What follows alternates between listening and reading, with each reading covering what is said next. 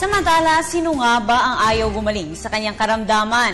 Kahit may kamahalan, ang pagpapatingin sa mga espesyalista at napakamahal ng mga gamot ay pinapatulan na rin ito ng ating mga kababayan.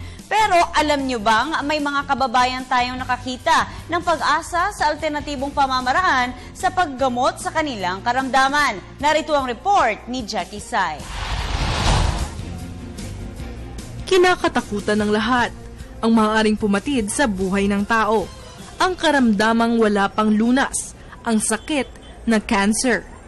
Buong tapang na hinarap ni Tessa, isang alternative medicine advocate at founder ng Natural Rejuvenation Center, ang sakit na hinarap ng ilang kapatid, kung saan isa sa mga ito ay yumao na sa sakit na breast cancer.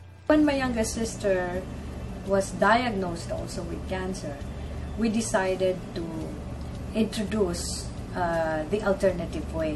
Because of all the detox that were done, the natural supplements that we prescribed to her, or Dr. Austria prescribed to her, was very effective. A body that was rid of some of the toxins, and the body now becomes stronger to heal itself using the natural supplements.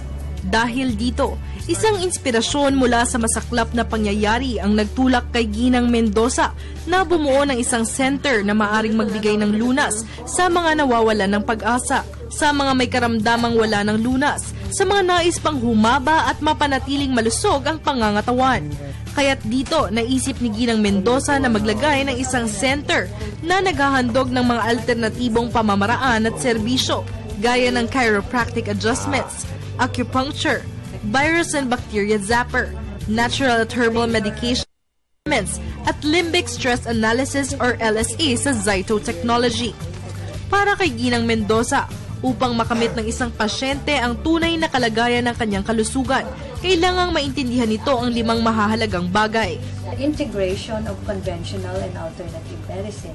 We begin to learn about new researches, new inventions that will help in the total holistic approach of treatment of dreaded diseases. First, diagnose your toxins.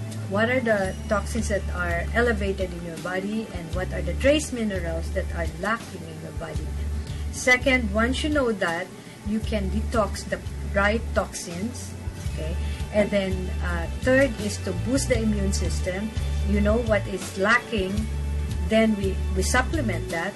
So we are not guessing on what supplements you should take, because we base it on actual findings from the LSA. Okay.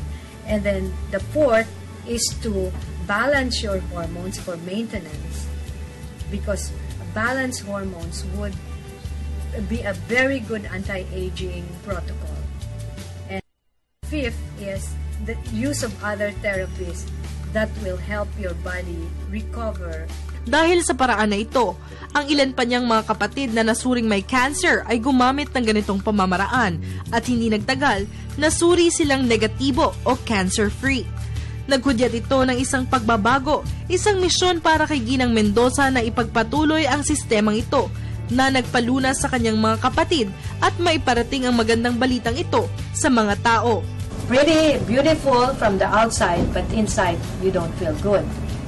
And if you feel good inside, then you feel good outside, then there's a total confidence of how far you can go in terms of your life. Isa-isa nating tatalakayin sa susunod na mga araw ang mga serbisyong handog ng Natural Rejuvenation Center upang matuklasan ang alternatibong pamamaraan upang mapanatili ang ating magandang kalusugan. Para sa Telebisyon ng Bayan, Jackie Sai.